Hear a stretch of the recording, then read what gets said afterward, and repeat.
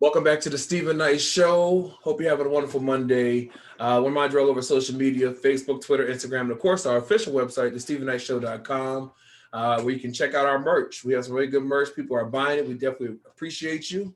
Go to our YouTube channel, subscribe, comment, like, and let us know what you think about our topics and our interviews. All right, so tonight we have a show dedicated to hot topics. Of course, we're going to do our movie reviews and I think that's it. Our black-owned businesses, but hot topic is going to be what's about tonight. And we have a panelist that's helping us. I'd like to welcome back the beautiful Savage. Welcome back. Hey, thank you. Thanks for having me. I'm happy to be here. Most definitely. And then we got Mike, Sanford, who was here before. Welcome back, Mike. Oh, thanks for having me, man. And we welcome in for the first time Andre Dickerson. Welcome to the show. Thanks for having me. So briefly, what you all tell just a little bit about yourselves. I'll start with you, Savage. A little bit about me. I'm from Richmond, Virginia, like Steven. I work in the IT space and I work very long days, but I think that's all for now. Okay. I don't know. What about you, Mike? It's a hard question, man. I'm a clinical social worker, life coach, and podcasting, social media, all that good stuff. So yeah. And Andre? I'm from Philly, and I'm just a podcaster, man. I just love to chit chat and talk about a little bit of everything. Well, welcome. Chike, how you feeling? Brother, I'm A-OK. That's good. I'm still here. I'm still black, still strong. Still black, right. Well, listen, yesterday was Father's Day. All the fathers know, Mike, you're a father. I don't know, Andre, if you are or not, but we want to send a happy belated Father's Day to all the fathers out there and father figures, because a lot of people are doing good things in children's lives, and we definitely appreciate you. All right, so our question of the day is, are you close with your coworkers? I'll ask you, Chike. Drake can help me on this one. We work in the same building. Select few. Select few. You got to pick and choose. Yeah. Power of discernment. Right. What about you, Savage? What about you, Savage? I am fairly close. I get close to a couple of coworkers, but generally it's when we can mutually embarrass each other, so that I have some on you and you have some on me. And I think that forges the best relationships. But I like to move companies. I've been in my latest company for 2 months, so It's one person that I talk with regularly, but I still talk to people from each of my jobs. Like I have close relationships with them. You met one of them, Casey Grady. Yeah. Pretty close to her, and I worked with her for maybe a year and a half. So like Chike mentioned, you do have to figure out, kind of discern who's trustworthy and who isn't. And it's not that I'm doing bad stuff in my free time, but it's not always good. So Right. Yeah. What about you, Mike? It's degrees, right? So like lunch at work, yeah, I connect with people. Join my social media circle, no. And it depends. It really depends. But yeah, I think that's a good word, discernment. Just really, fill it out, but at large. Yeah. Andre? Yes, I love everybody. They're all my friends. I mean, that's just how I roll. I do my podcast with coworker. It's just the way I am. I'm a friendly person. There's certain people I don't, obviously divulge much with, but I'm always willing to listen and talk. I'm just, he'll tell you. I mean, I go around, I'm talking to everybody. I know everybody's name. I say, "What's up?" If somebody looking down, look like they're having a bad day, especially in the environment we work in. I mean, I make sure they good. Even if I never speak to you, make sure you good. Because sometimes it's just those types of things that really is important. Yeah. My mother always told me, "Don't tell all your coworkers all your business." So I will say that there's a group of us that we work together. We stopped working together 2011. We worked together about 4 years or so, and to this day, every few months we'll get up for lunch and all that, whatever. But Yeah, I think most of my coworkers are ones that we just bash our jobs together, and and it's funny because like like pre-COVID when we be in the office, how was your weekend? I'm like, good. How was yours? I'm making somebody do nothing. Meanwhile, I'm smoking hookah, turned up, having a good old time. They'll never know it. They'll never know it. But tweet it to the home and let us know you close to your coworkers. All right, so this past weekend was also Juneteenth. The holiday that became a federal holiday, national holiday, last week. President Biden officially signed it, a bill making that happen. But however, our governor here in Georgia, Governor Brian Kemp, he's made a decision around the law, and it sparks an online debate. So pretty much what he's saying, he's not allowing state employees to be paid for the day off. In Georgia, they have 12 state holidays that they recognize, and especially as a state employee, and typically because Juneteenth was on a Saturday, the employers will let them off on a Friday. Well, he signed in that they would not be paid for that day, and his excuse was because they already have 12 12 holidays that we already recognize.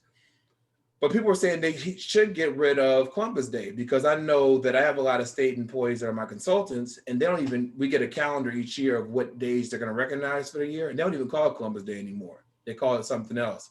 So, of course, he's also had some criticism earlier this year when he stopped the unemployment benefit payments at the end of June, when it was approved to go longer, and a lot of people still need the help. So when you think about this, Savage, you think about this law he signed in, what is it really about? Yeah, unfortunately, the person that controls the money typically has the power, and in this case, he definitely flexed it. I think that they all pander to a certain group of people, and we know the group of people that he's pandering to, unfortunately. I'm riding the fence on how I feel about it becoming a holiday, just because there's so many other things that I feel were more important. But back to Governor Kemp, I think that he's definitely made it very clear where he is with civil rights, and with, something as old as Juneteenth, right? Like it's a holiday, or it's something that's been celebrated for quite some time. So I think that, he definitely has drawn his line in the sand on where he is. Yeah. And, there are a lot of Republicans in office who, there are 14 that voted against making it a federal holiday, saying it was going to make it divisive and, make our country divisive, when it's really the ending of slavery. Why not celebrate that? Andre, what do you think? What do you think about his decision to not let you get paid on that day as a state employee? Okay, so I think it's obviously not right. If you're going to make it a holiday, why not? But I had to work, so I really I do bad on these type of subjects. My opinions is really crazy. Look, we all understand our history. Most people do. If they don't, then I don't know what to tell you. Read a book, I guess. You know what I mean? It's messed up. You know what I mean? People have already, for the most part, been celebrating this holiday. Mm-hmm. So it's not totally new. If anything, we're just trying to expand it, I guess, is the word I'm looking for, or just share it with everybody. And then there are some Black people who did not know much about it or did not celebrate it. Right. So, it's one of those things. But yeah, I mean, it's the first step, right? I mean, I think, you make it a legal holiday, and then eventually it'll, in a year or two, probably it'll be just like MLK Day and the rest of them. Mm-hmm. Chike? So I'm with Savage on, and please, I hope I don't offend anyone, but them throwing us this crumb of a day. That's cool. Great. Honor Juneteenth. There are so many things that they needed to be working on before they got to this. And this needed to be like a side dish to the main course. But we're here. I find it funny how people that keep spewing out that they're not racist, but they do racist things. Why would you not pay these people for this day? Like, dude, like, but you're not a racist, but you're doing something that's racist. I say it's messed up. I want to say something else, but I won't cuss. I say, since he won't pay for the day, take the week and keep taking the week until he pays you for the day. What are your thoughts, Mike? Man, so I was talking about it with a friend of mine, and I found myself like shouting. That's how like hype I got, in the sense that like I think so. I'm an 80s kid raised in the 90s. The worst thing you can be called is a hater, right? Right. I feel like he's being a hater, Right. like Exactly. especially with the whole like not trying to like pay people. So to me, I don't know. I feel like just it's very evident. I think Chike hit it the nail on the head. Like you try to push this image that you're not racist and you're not divisive, but yet you're doing things to divide. You're doing things that create a schism. And so I don't know, man. I feel like, you know, I agree with Savage. It's so many things. It's like the meme where they just took a step over all these other steps and landed on give them the holiday, right?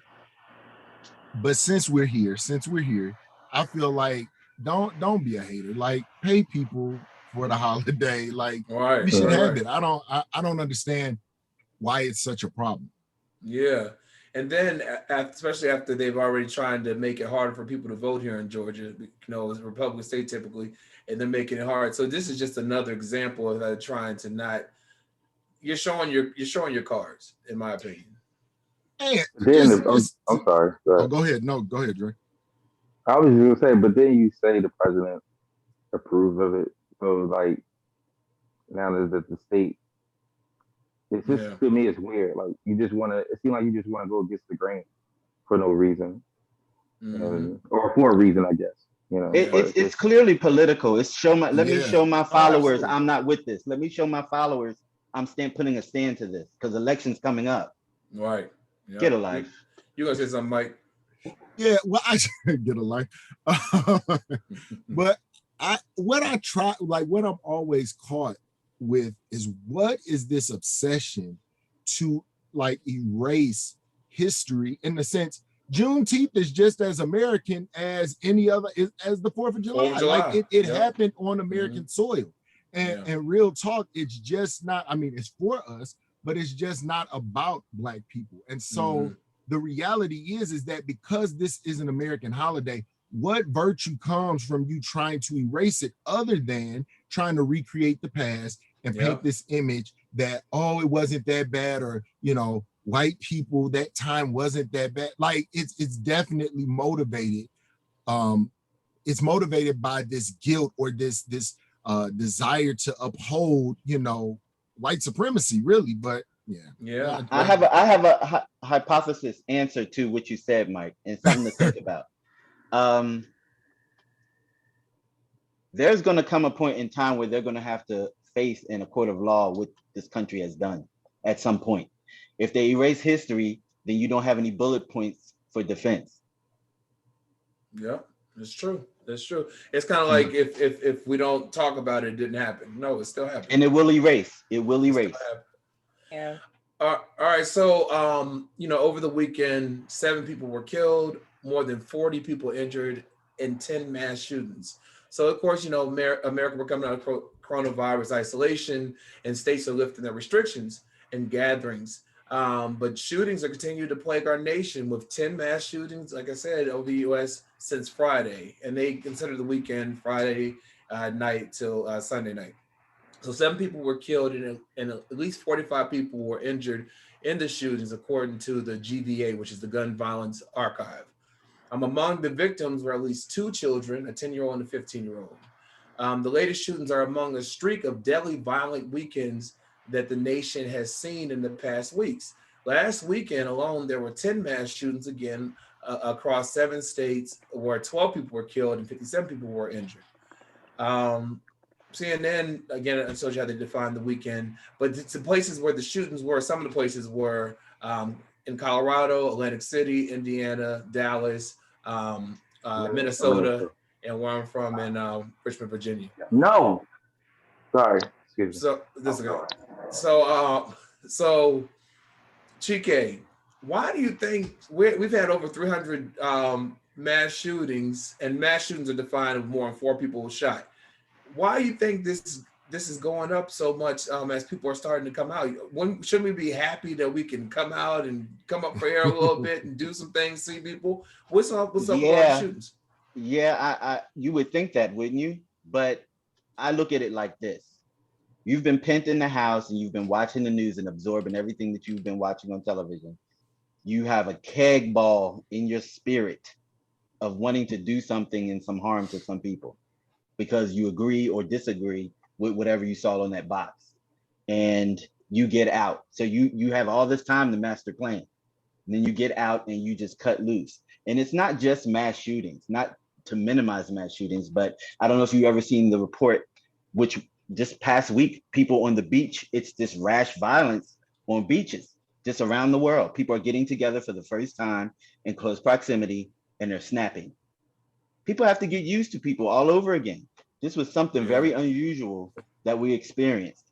And you have to think about people are dealing with depression, they're shut in, bipolarism, the gamut, it runs across the board. And now you're free, but no one went to therapy, no one's dealing with this. And now you're out here in the world with all this shit up inside of you. Yeah. So Savage, why do you agree with Chike saying? Why do you think that we're seeing this? I mean, because it's the fighting at the airports and on the flights.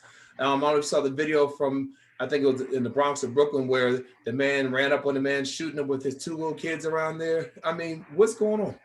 It's insane. I think that, Chike is correct with the mental health issues that people are not facing and embracing. A lot of us have had even relationships, friendships, been impacted in that way. So people we've never gone through anything like this. And I think early on in the pandemic, they were saying that people are in our age range have gone through multiple types of traumatic events. And I don't want to go through anymore. I'm over it. But the other point I wanted to talk about was just Second Amendment issues that we have in general. And, allowing people the right to bear arms. I believe in that. However, why do you need an AK-47? Right. Why? I don't agree with people having machine guns, but I think they just don't want to have any type of precedent where you are banning a certain type of gun that can spin into, okay, if they can ban that one type, they can ban whatever type they want.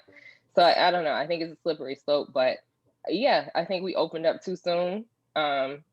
Atlanta has been open. Oh yeah, that was mentioned when you a minute ago. But a lot of places people have been in the house. They only go to the grocery store. They might get curbside pickup.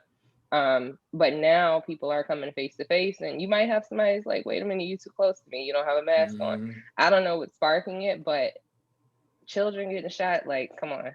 I don't know. I want better for our society, but until lawmakers and people that can have an impact on regulating it, which people don't want regulation on guns. So unfortunately, I think this is just the start of more to come. But it's unfortunate. I didn't know we had it in Richmond. That's the thing. I was in Chesterfield all weekend. I had no idea we had a mass shooting. Yeah, me either. That's crazy. Well, I was watching the news today, Mike, and there was one of the scientists who's been on a lot of the shows, a doctor scientist, helping out through the pandemic. And he said he's been receiving death threats via email. I mean, what is going on with people, Mike, in your opinion?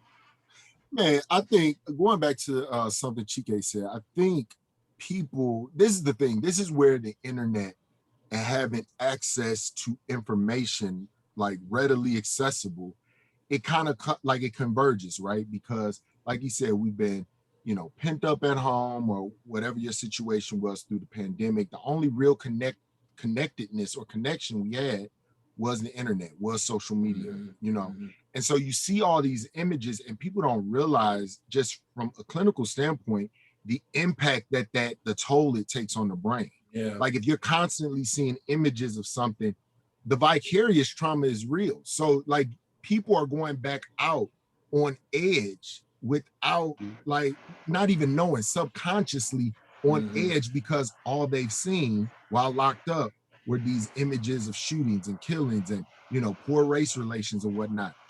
but then also I think we've not seen the worst of the emotional toll that this is going to take on our society as a whole. You know, Savage just said it, like we all went through this thing and we have never been through anything like this. Like we don't have anything in the history book to refer to. So I think a lot of people are just amped up. Like they are on edge. They haven't been able to process. They don't know. People have lost family members, you know, through this whole thing. And that's not an excuse. But what I'm saying is that people are walking around with all of this stuff. Now, the death threats and emails, people, like, there are crazy people. Like, they haven't gone away. They've just been in home. Like, we haven't had to see them, right? So, like, they shooting emails at them like, hey, we want to kill you. But yeah, man, I think that we have all collectively gone through like a traumatic event, and we've not even seen, again, the huge emotional toll that it's taken on our culture. Yeah. And Andre, I know that, you know, I think it was a week and a half ago, there was a flight attendant. I guess he was on leave, but he was on a flight and he tried to charge the cockpit, and the pilot was telling any large men, please take this man down. This is someone that works for the airlines. They know what flight attendants have to go through. What is your thoughts on everything we're seeing? Jeez. So I don't do the news. I don't watch the news. I don't do anything when it comes to the news. I look at it as this is just the way it is. I mean, not in a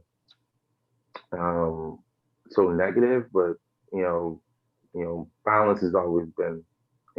I've been around a long time. I've seen a lot of things.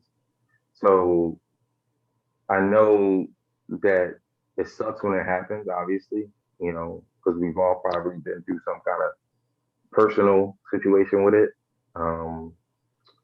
As far as like since the pandemic and everything else, I mean, I just think, half of it or some of it, I should say, stems from the fact that even before the pandemic, we wasn't, we was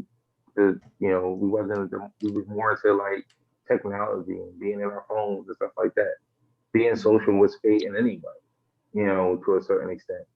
So, you add that to being forced to be stayed in a house and then coming out, everybody's a little amped up, want to get back to how things used to be. And as far as the mass shootings and all sort of crazy incidences, I think people just, people are quick to go to the gun, and that's just the way it is. And it's been that way for a while. I think sometimes reporting it makes it bad. That's one of the reasons why I don't watch the news. I feel like, you're looking at it, not saying you as far as anybody right now, but some people look at the news for entertainment. That's sad. These are people worst moments, and it's being blasted on TV, and then we get to go to work or wherever and talk about what we would have did, and the scenarios, and try to play it out in our own little worlds. It's just like that's not right, But I don't know. It's just how I look at things. That's true. Well, everything, I think it might get worse, but hopefully everyone stays safe because people are shooting up everywhere now. We'll take a quick break, back more hot topics after this. We're going to talk about American Airlines having to cancel so many flights through July because they don't have the staff to even show up for work. Right back after this.